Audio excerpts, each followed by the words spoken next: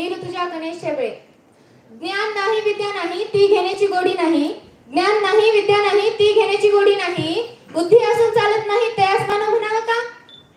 ओळखलात का?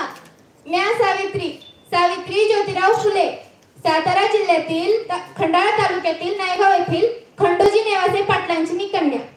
अवघ्या 9व्या वर्षी माझं लग्न ज्योतिराव फुले या नावाच्या माणसाशी झालं. आणि लग्नानंतर मला हळूहळू कळायला लागलं की माझं लग्न ज्या माणसाशी झालं ना तो काही साधा सुधारून माणूस नाही, तर या दुनियाला, या जगाला ऊर्जा देणारे क्रांती सूर्यच होते. आणि त्या काळी बायांनी, स्त्रियांनी उंबराही ओलांडायची पद्धत नव्हती. स्त्री पुरुष उच्च नीच असा खूप भेदभाव होता.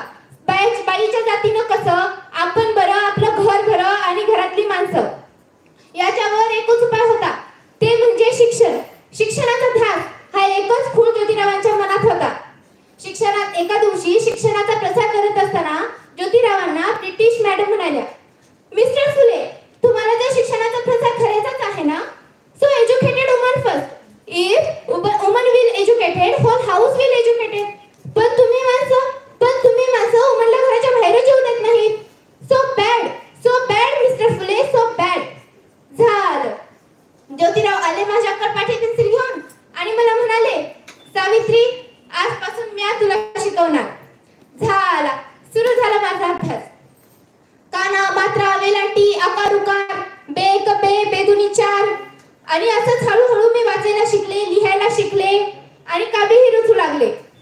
तसेच 1 जानेवारी, होय शनिवार 1 जानेवारी 1848 ला पुण्यातील भिडेवाड्यात आम्ही पहिली महिला शाळा सुरू केली आणि त्याची पहिली शिक्षिका आणि मी मुख्याध्यापिका सुद्धा. शेपाट्यासारखा जगला तर काम तमाम होईल.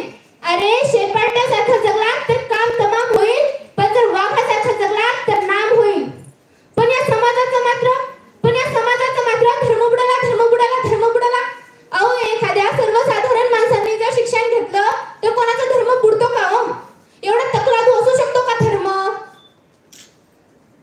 मी शाळेत जात असताना माझ्या अंगावर चिखल फेकलं, मी सहन केलं. शेण फेकलं, सहन केलं. थुकलं तरी मी सहन केलं. पण आता माझ्या सहनशीलतेचा अंत झाला होता. एकदा एक धुतीकड माझ्या समोर येऊन म्हणतो, ए टवळे, कुठं निघालीस?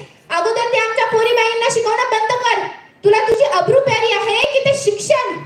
कदाचित त्याला माहित नसावं, आम्हीही ज्योतिरावांच्या पत्नी आहोत. ते आशी उचलली आणि सणकन लावली त्याच्या कानाखाली आणि म्हणलं, त्याला सुनावलं, आज आलाय थोबाड फुटले, पण जर उद्या येशील तर तुझ्या रक्तानेही धरती रंगवेन. अहो, स्त्री कोणत्याही जातीची असो, कोणत्याही धर्माची असो, त्या अगोदरपासूनच या अन्यायाच्या बळी पडत आलेल्या आहेत. एखाद्या स्त्रीचा नवरा मेला म्हणून तिला सती जायचा?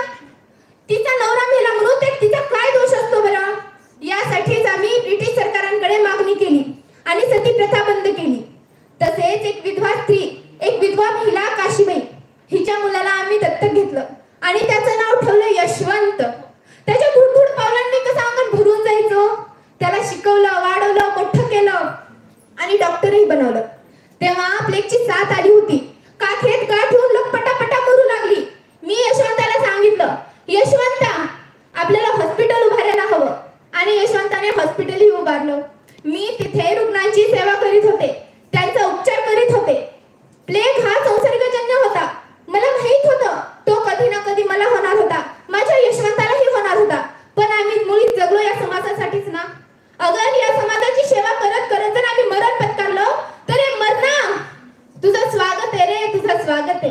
असंच करत करत मी सावित्रीची सावित्री माई झाली, सावित्रीबाईंची सावित्री माईही झाली. आणि बघता बघता आमच्या 18 शाळा सुरू झाल्या. सती प्रथा, केशवपण आणि अशा बऱ्याचशा चुकीच्या रूढी परंपरांवर आम्ही विरोध केला. पण शेवटी आनंद मात्र याचाच, आया बहिणांना शिकवायचा. आपली आई माई शिकली. मुलींना शिकवा, मुलींना वाचवा आणि या देशाची प्रगती, साक्षरता